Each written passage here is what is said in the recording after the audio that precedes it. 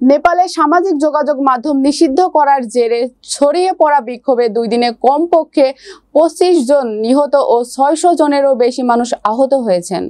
সহিংসতায় সরকারের পতনের পর সেনাবাহিনী রাস্তায় নেমে পরিস্থিতি নিয়ন্ত্রণের চেষ্টা করছে। বিস্তারিত ডেস্ক রিপোর্টে।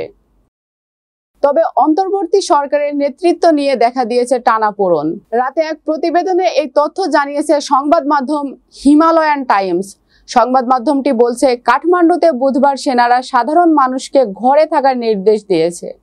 টানা 2 দিনের সহিংস বিক্ষোভে সরকার পতনের পর শহরে সেনা মোতায়েন করা হয়। আন্দোলনকারীরা সরকারি ভবনে আগুন দেওয়ায় এই পদক্ষেপ নেয় সেনারা।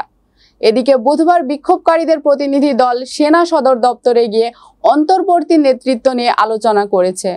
তাদের মধ্যে কেউ কেউ জনপ্রিয় সাবেক প্রধান বিচারপতি সুশীলা কার্কিকে অন্তর্বর্তী সরকারের প্রধান হিসেবে প্রস্তাব করেছেন।